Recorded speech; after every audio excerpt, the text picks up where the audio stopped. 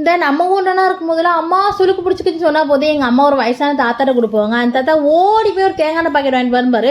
அங்கே தருவார் இங்கே தருவார், ஒரு சொடக்கெடுப்பார், வலிலாம் ஜம்னு வளர்ந்து போயிடும். சுளுக்கு இந்த இடமே தெரியாது.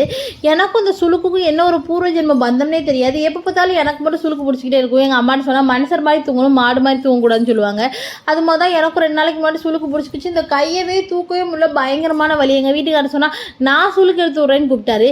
எப்படி உங்களுக்கு சுளுக்கு எடுக்க தெரியுமா கேட்டால், இல்லை சுளுக்கு இருக்குல்ல பழகிக்கிறேன் அப்படின்னாரு. என்னை ஹாஸ்பிட்டலுக்கே கூட்டு போயிருக்கோன்னு சொல்லி ஹாஸ்பிட்டல் போயாச்சு.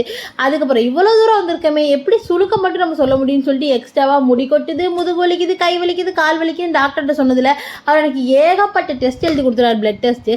சரி, பிளட் டெஸ்ட்டை கொடுத்ததுக்கப்புறம் தான் தெரியுது இன்றைக்கி போயிட்டு நாளைக்கு வாமா, நாளைக்கு தான் ரிப்போர்ட் வருங்கிறாங்க. சரி, என்ன பண்ண, வழியில் போன எனக்கு வலி மாத்திரை கூட கொடுக்காம அமுச்சுட்டாங்க. ஆனாலும் ஒரு சிரஞ்சி ஃபுல்லாக என்னோட ரத்தத்தை உறிஞ்சி எடுத்துட்டாங்க. நான் ரொம்ப டயர்ட் ஆகிட்டேன். எனக்கு ஸ்நாக்ஸ் இருந்தால் நான் வீட்டுக்கு வருவேன்னு சொன்னால ஸ்நாக்ஸ் தின்ட்டு வந்தேன்.